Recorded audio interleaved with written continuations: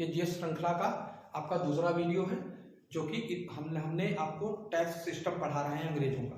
मैंने आपको पहले वीडियो में भी बताया, दूसरे वीडियो में भी मैं बता रहा हूँ कि ये लेक्चर आपके जीएस वर्ग में और लेखपाल वाले जो बच्चे हैं उनके ग्रामीण वर्ग के लिए बहुत महत्वपूर्ण जो वीडियो है। तो आपको जो है इसको ध्यान रखना है, क्योंकि एक टैक्स सिस्टम है और ये हर चीज में आता है। चाहे आप पीसीएस पेपर दो, समीक्षा अधिकारी पेपर दो, और चाहे आप यूपीपी का पेपर दो या लेखपाल का पेपर दो। लेखपाल के लिए तो बहुत इंपॉर्टेंट है और पीसीएस के लिए इंपॉर्टेंट है। सबसे ज्यादा इन्हीं दो वर्गों के लिए इंपॉर्टेंट वीडियो है। यूपीपी वाले बच्चे भी समझ लें, अगर इसमें कोई देख रहा है कि ध्यान से इस टैक्स सिस्टम को समझ लेना, क्वेश्चन जरूर आएगा। क्योंकि इन्होंने इतिहास वर्ग का, अगर इसको इतिहास का भी टॉपिक मान लो तो उसका भी इन्होंने सेक्शन चेंज किया है। कला संस्कृति से और जो ये टैक्स सिस्टम है उससे क्वेश्चन ज्यादा पूछ रहे हैं, ध्यान रखिएगा।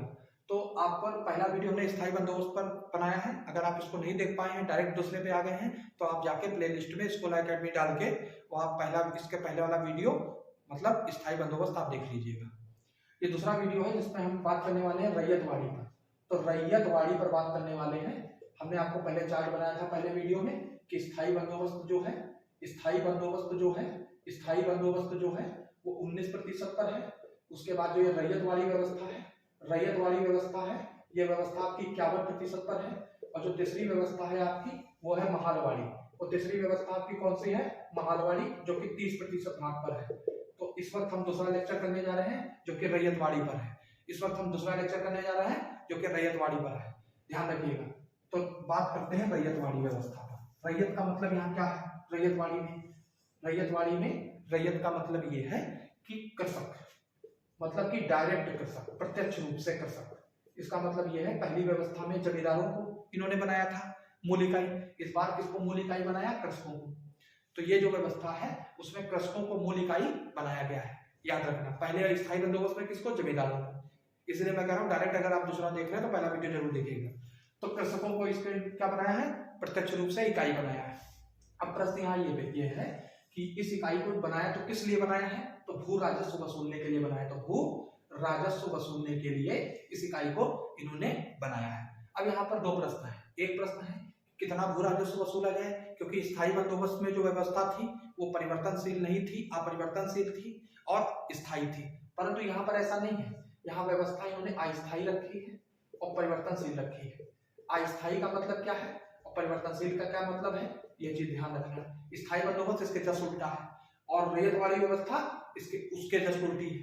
अस्थायी का मतलब यह है कि हम 30 वर्ष के बाद पुनः विचार करने की बात कही नहीं कि 30 वर्ष के बाद इस व्यवस्था पर हम पुनः विचार करेंगे कि सही है कि गलत है और कितना हमें लाभ हुआ, कितना हमें हानि हुई। परिवर्तनशील का मतलब यह है कि इसमें टैक्स दर परिवर्तित होती रही। लगभग 33 से और 55% तक इन्होंने टैक्स फ्लक्चुएट किया है इस व्यवस्था में, रैयतवाड़ी व्यवस्था में। तो ये चीज आपको ध्यान रखनी है। 33 से कितना फ्लक्चुएट किया है? तो 55% तक ये टैक्स गया है। तो ये चीज आपको ध्यान रखनी है। कैसी व्यवस्था है? अस्थायी व्यवस्था है और परिवर्तनशील व्यवस्था है। तो ये तो बात हो गई कि रैयतवाड़ी व्यवस्था का मतलब है कि मूल इकाई इसमें कृषक है, डायरेक्ट ये व्यवस्था कृषकों के लिए ही है। तो ध्यान रखना, कृषक अपना जो जमा करेंगे भू राजस्व वो डायरेक्ट जमा कर सकते हैं अंग्रेजों के द्वारा बनाए गए केंद्रों पर या भू राजस्व केंद्रों पर। ध्यान रखिएगा। शुरुआत में कैसी व्यवस्था है? अस्थायी है और परिवर्तनशील है। आगे बढ़िए। अब यहाँ प्रश्न यहाँ ये है कि इस व्यवस्था को लागू कैसे किया गया या ये व्यवस्था कैसे लागू हुई। तो एक चित्र बना लीजिए। देखिए, बहुत ध्यान से चित्र बना लीजिए। इस चित्र में आप देखेंगे कि ये जो आपका क्षेत्र है ये तमिलनाडु वाला क्षेत्र है, जिसको पहले मद्रास कहते थे। तो मद्रास क्षेत्र में ये व्यवस्था लागू हुई। सबसे पहले कर्नल रीड ने 12 महल, तमिलनाडु का एक क्षेत्र है वर्तमान में, पहले मद्रास का था, तो 12 महल जिले में इसको लागू किया। 12 महल जिले में इसको लागू किया 1792 में। कब किया? 1792 ईस्वी में कर्नल रीड ने इसको जो है क्या किया, तो 12 महल जिले से लागू किया।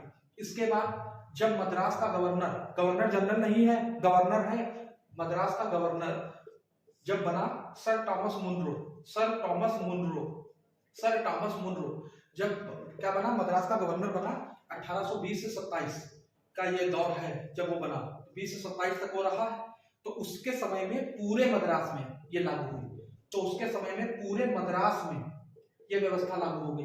तो सर टॉमस मुनरो के समय में पूरे मद्रास में व्यवस्था लागू हुई और कर्नल रीड के समय में सिर्फ मद्रास के 12 महल, परंतु शुरुआती दौर में जो लागू की है वो किसने लागू की है? कर्नल रीड ने लागू की है। इसके बाद ये व्यवस्था बंबई तक भी पहुंची और बंबई में ये व्यवस्था किसने लागू की? तो बंबई में ये व्यवस्था लागू करने में दो नाम आते हैं, एल्फिंस्टन का और चैपलिन का। तो एल्फिंस्टन और चैपलिन ने ये व्यवस्था 1825 के करीब में लागू की। ये कौन है? वित्तीय सलाहकार है एल्फिंस्टन और चैपलिन, जिन्होंने 1825 में इस व्यवस्था का लागू करने में ब्रिटिश सरकार की मदद की। कौन सी व्यवस्था? रैयतवाड़ी व्यवस्था। क्या मूल इकाई है? तो कृषक मूल इकाई है। ये चीज ध्यान रखना। कैसी व्यवस्था है?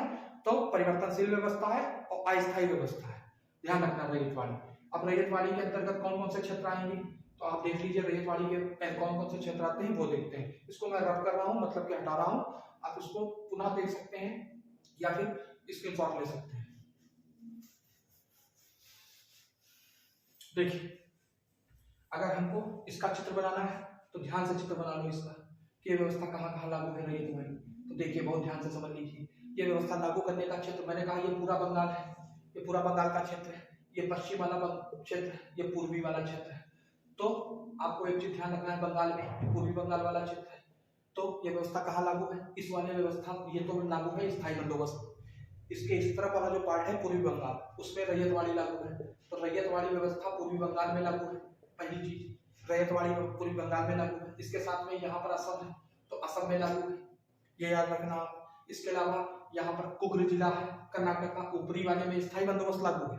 इसलिए मैं कह रहा हूँ इससे पहले वीडियो जरूर देखिएगा। इस श्रृंखला में जो ये वीडियो 3 है इनको लगातार आपको देखना है, उसके बिना कोई काम नहीं चलेगा। तो कुग्र जो जिला है उसमें ये व्यवस्था लागू है। कुग्र कहाँ का जिला है? कर्नाटक का जिला है, जहां पर ये व्यवस्था लागू है। कुग्र बहुत फेमस है क्योंकि कावेरी यहीं से निकलती है, तो ये चीज आपको ध्यान रखना है। तो कुग्र जिले में, पूर्वी बंगाल में, असम में लागू है। इसके अलावा ये चीज आपको ध्यान रखिएगा। तो ये वो जिले हैं जहां पर ये व्यवस्था लागू है। कुग्र जिले में लागू है, पूर्वी बंगाल में लागू है, असम में लागू है। कहाँ लागू है? तो असम में लागू है। ये चीज आपको ध्यान रखना है। यहाँ पर कहाँ लागू है? तो अवध में लागू है। अवध के बाद में आगरा में लागू है, आगरा में लागू है, संयुक्त राज्य में अवध और आगरा में लागू है ये व्यवस्था। तो ये चीज आपको ध्यान रखनी है। कहाँ कहाँ लागू है? पूर्वी बंगाल में लागू है, असम में लागू है, कुग्र जिले में लागू है। और साथ में देखिएगा बंबई वाले क्षेत्र में मैंने आपको बताया कि रैयतवाड़ी ले गए, तो बंबई वाले क्षेत्र में भी लागू है ये व्यवस्था। तो ये चीज आपको ध्यान रखनी चाहिए। आप चाहे तो इसको लिख सकते हैं, यहाँ पे बंबई वाले क्षेत्र में भी लागू है व्यवस्था। कितने प्रतिशत टैक्स सिस्टम है? तो आपको मैंने बताया 33 से 55% तक फ्लैक्चुएट किया गया है, मतलब कि बढ़ा है घटा है। ध्यान रखना है बात रैयतवाड़ी व्यवस्था में। अब यहाँ प्रश्न ये है, क्या रैयतवाड़ी व्यवस्था के क्या प्लस है क्या माइनस है? तो वही चीज यहाँ पर भी है। किसानों को बनाया तो गया ही है, पर किसानों को साथ में कठोरता से क्या वसूला गया? टैक्स वसूला गया, जिससे कि किसानों में असंतोष आया। तो ये आप जो है पॉइंट जो पहले वाले हैं उसके जस्ट विपरीत में आप देख सकते हैं कि यहाँ पर जमींदारों को ना मानकर किसानों से किया गया, तो एक तौर पर उन्होंने स्थायी बंदोबस्त की जो गलती थी उसको रैयतवाड़ी में सुधारा है कि उन्होंने किसानों से डायरेक्ट किया है। परंतु किसानों से डायरेक्ट करने के बाद अब जैसे कि कहीं कहीं अकाल पड़ गया, अब ऐसी स्थिति में मोहम्मद बिन तुगलक ने भी ये गलती की थी, उसके बाद उसको पूरी जिंदगी उसी को जो है संभालता रहा।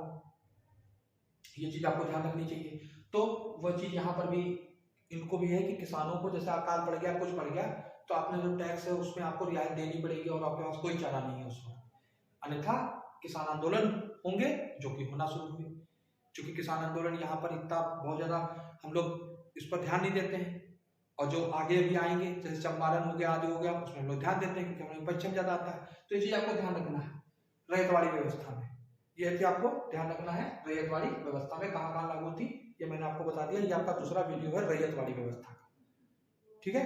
तो ये रैयतवाड़ी व्यवस्था का आपका है, जहां पर मूल इकाई आपकी कौन है? किसान है डायरेक्ट। अब जो इसका तीसरा श्रृंखला का वीडियो आएगा वो मालवाड़ी पर आएगा, ठीक है। तब तक के लिए जय हिंद, जय भारत, जय श्री कृष्ण।